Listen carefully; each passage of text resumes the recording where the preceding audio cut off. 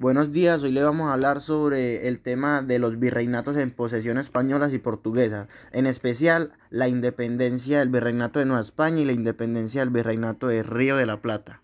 Hola, buenos días, soy Juan Esteban Barrios. Vengo a hablarles sobre el contexto de los virreinatos y los virreinatos. A finales del siglo XVIII, las posesiones españolas en América abarcaban aproximadamente 19 millones de kilómetros cuadrados, desde el sur de los Estados Unidos hasta el archipiélago de Tierra del Fuego. Gran parte de la Amazonía pertenecía a los portugueses. Algunas Antillas Menores y las Guayanas también pertenecían a los portugueses. En América yacían 5 virreinatos, 4 en posesión española y 1 en posesión portuguesa. Estos eran Virreinato de Nueva España, el primer virreinato en posesión española, creado en 1535.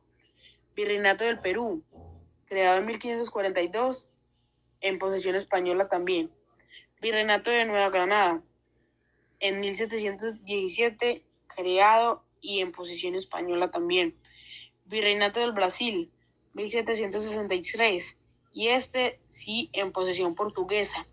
Virreinato del Río de la Plata, en 1776, en posesión española. Vamos a adentrarnos un poco más en los virreinatos.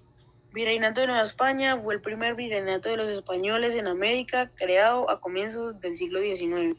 Virreinato del Perú fue fundado en 1542 después del Virreinato de Nueva España. Fue fundado tras el sometimiento del Imperio Inca. Virreinato de la Nueva Granada fue creado por los españoles en 1717, a comienzos del siglo XIX. Comprendía los actuales territorios de Colombia y Panamá. Virreinato del Brasil fue fundado por los portugueses en 1763 e integraba el territorio que actualmente es Brasil. Virreinato del Río de la Plata, este es el último, establecido por los españoles en 1776, a comienzos del siglo XIX, abarcaba los territorios de Argentina, Uruguay, Paraguay, el sur de Bolivia, el oeste de Chile y algunas zonas del sur de Brasil. Ahora vamos con otro punto de los virreinatos. En la mayoría de los procesos de independencia de las colonias españolas en América se distinguen 3 momentos. 1. La conformación de las juntas criollas de gobierno en 1810. 2. El proceso de reconquista posterior a 1814. Y 3. Las campañas independentistas que enfrentaron a los ejércitos realistas y patriotas. Buenas, mi nombre es Joan Nazaret Caraballo. El virreinato de Nueva España, que abarca hoy lo que se conoce como México, era considerado una de las colonias más ricas en economía y poder. El papel dominante de la Real Audiencia impidió la Junta de Gobierno criollo, por eso la independencia de México fue iniciada por indígenas y mestizos.